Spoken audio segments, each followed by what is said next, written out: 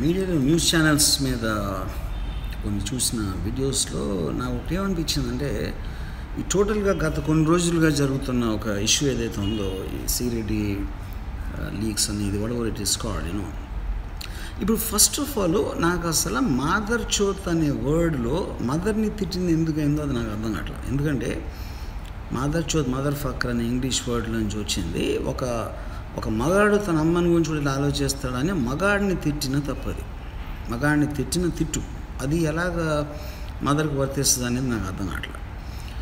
రెండో point, mother చోత్ అనే word వాడినందుకు కోపమా లేకపోతే పవన్ కళ్యాణ్ ఆ మాట అన్నందుకు కోపమా అనేది ఇంకొక పాయింట్. అక్కడ మాదర్ చోత్ అనే వర్డ్ ఒక్కటే అని మనం అనుకుంటే, మాదర్ చోత్ అనేది మన అర్జున్ రెడ్డిలో విజయ్ దేవరకొండ వాడితే అది మొత్తం స్టేట్ వైడ్ సూపర్ హిట్ అయిపోయి దానికి ఒక ఆల్మోస్ట్ బైలైన్ అయ్యి ఒక క్యాచ్ వర్డ్ ఫ్రేజ్ స్టేటస్ దానికి ఇచ్చారు జస్ట్ హార్డ్లీ కొన్ని నెలల క్రితం.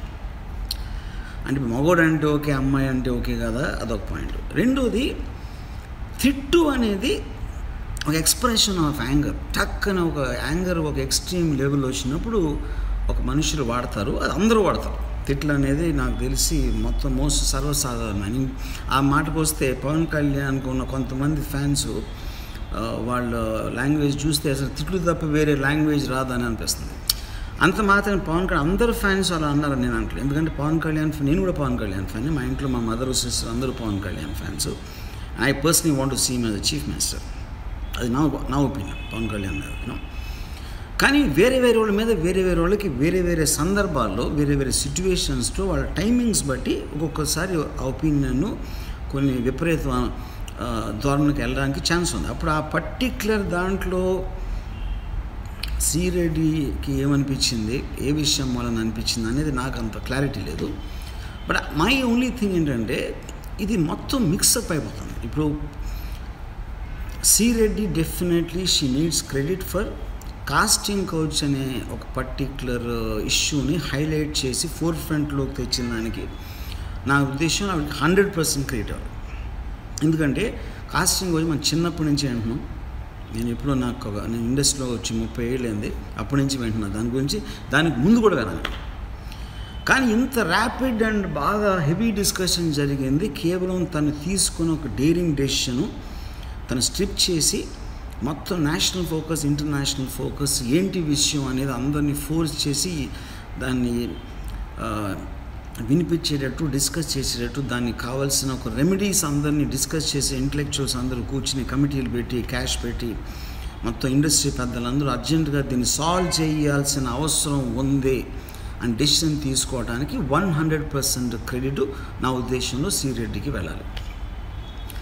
సో ఇక్కడ నేను మెయిన్గా ఈ వీడియో పెట్టిన దానికి రీజన్ ఏంటంటే, ఇప్పుడు ఇన్ని ఇష్యూస్ ఉండే, మాదర్ చోత్ అందా, పవన్ కళ్యాణ్ అందా, లేకపోతే స్ట్రిప్పా, లేకపోతే తన పాస్ట్లో ఏం చేసింది, లేకపోతే ఇప్పుడు ఏం చేయబోతుంది ఏంటి, అసలు కాస్టింగ్ కౌచ్ సిండ్రోమ్ ఏంటి, ఇవన్నీ separate issues. Each of them అది వేరేగా చూడాలి. కానీ అన్ని కలగోసి ఒకే గంపలో వేసి దానివలన మొత్తం మెయిన్ ఇష్యూని సైడ్ ట్రాక్ చేయటం అనేది I feel it is more irresponsible then anything anyone has done, you know. So I feel already for whatever happened అవన్నీ మర్చిపోయి మళ్ళీ సిరెడ్డి లేపిన ఒక main issue casting couch, women's rights, Sri Reddy మిగతా విమెన్స్ రైట్ గారు కానీ లేకపోతే దేవి గారు కానీ సజ్జా గారు వీళ్ళందరూ కలిసి 100% దాన్ని ఫోకస్ చేసి కాన్సన్ట్రేట్ చేయాలి. Not to side track because of other elements which are ఏదో ఒక ఇండివిజువల్ ఎక్స్ప్రెషన్స్ పట్టుకుని మెయిన్ టార్గెట్ మీద నుంచి దృష్టి తీసేయటం అనేది కరెక్ట్ కాదు. So I request again Sireddy గారు and all the female activist are backing and everybody is backing. ఇప్పుడు ఇండస్ట్రీలో కూడా చాలామంది చెప్పారు వాళ్ళు బ్యాక్ చేస్తున్నారని. వాళ్ళందరూ దాని మీద కాన్సన్ట్రేట్ చేయాలని నా రిక్వెస్ట్. And thank you.